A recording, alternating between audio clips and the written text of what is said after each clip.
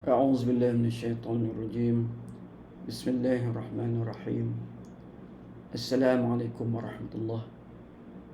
الحمد لله الذي هدانا لهذا وما كنا لنهتدي لولا أن هدانا الله. أشهد أن لا إله إلا الله وحده لا شريك له وأشهد أن محمدا عبده ورسوله. رب اشرح لي صدري ويسر لي أمري واحلل عقدة من لساني يفقهوا قولي. La haula wa la quwwata illa billahi al-'aliyyil 'azim. Alhamdulillah, bersyukur kita kepada Allah SWT. Kita masih lagi Allah izinkan dapat hidup hingga ke saat ini. Masih lagi dapat kita beribadat kepada Allah SWT di bulan Ramadan yang penuh keberkatan ini. InsyaAllah kita akan sambung dengan siri yang keempat, Tazkirah Ramadan. Ini satu perkongsian yang mudah, yang saya mampu berikan kepada anda semua. Sebagaimana diketahui, mungkin saya bukanlah seorang ustaz ataupun mereka yang ada kelayakan dalam bidang Islam. Saya adalah seorang atub yang ingin berkongsi dengan saudara-saudari semua sedikit apa yang saya fahami daripada yang saya telah lalui selama 42 tahun bersama dengan guru-guru saya dan juga daripada pembacaan saya, insyaAllah.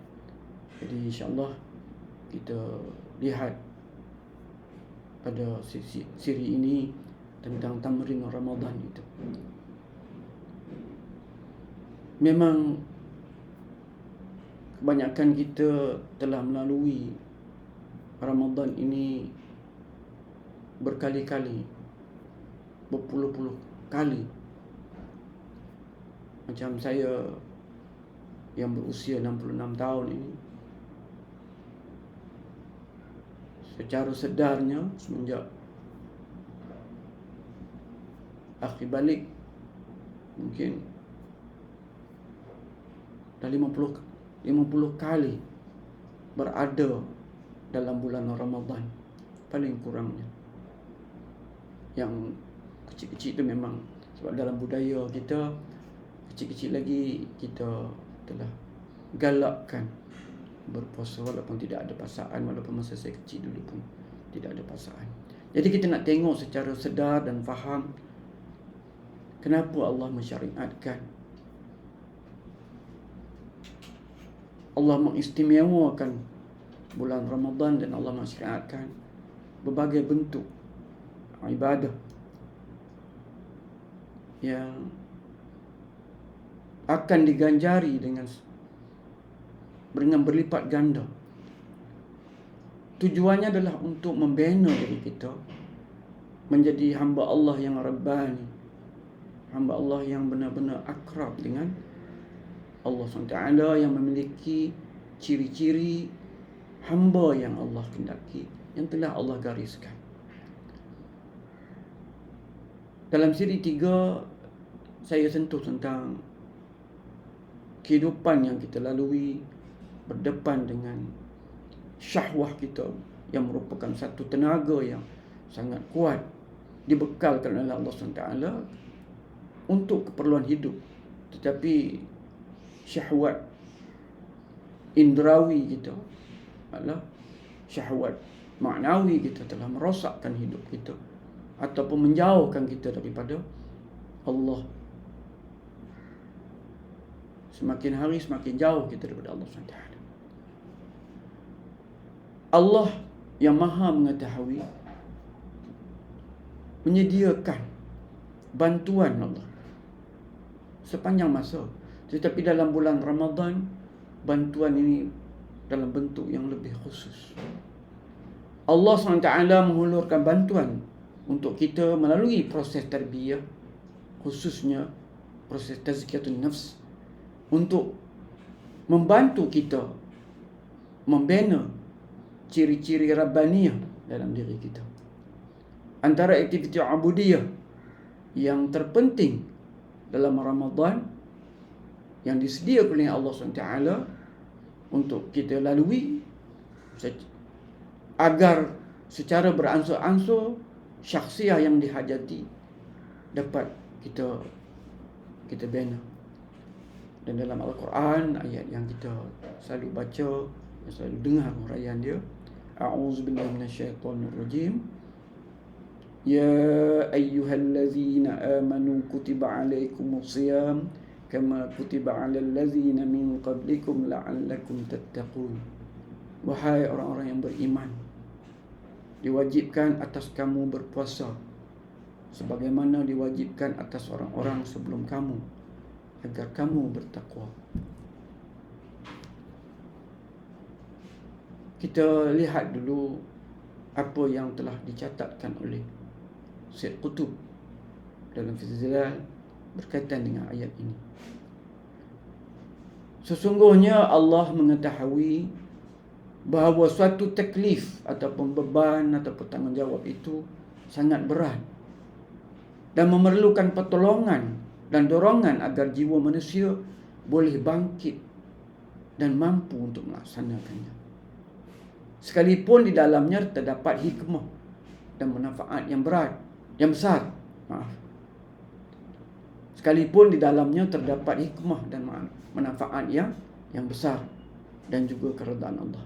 Maka dari itu, taklif diawali dengan seruan yang ditujukan pada mereka yang beriman untuk mengingatkan hakikat mereka yang sebenarnya.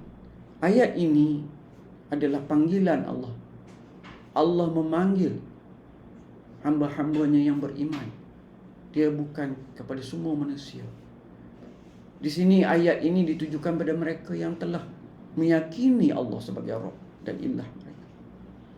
Yang mereka telah berusaha untuk beribadat kepada Allah. Mereka ini yang Allah panggil dan Allah seru. Memberitahukan bahawa Allah mensyariatkan puasa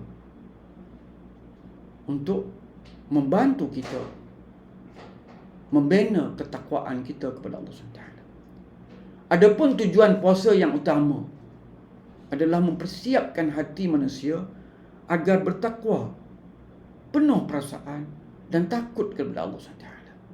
Kita bukan dalam menerima Ramadan ni dalam keadaan sono, tengok makanan banyak dan sebagainya, jadi macam pesta.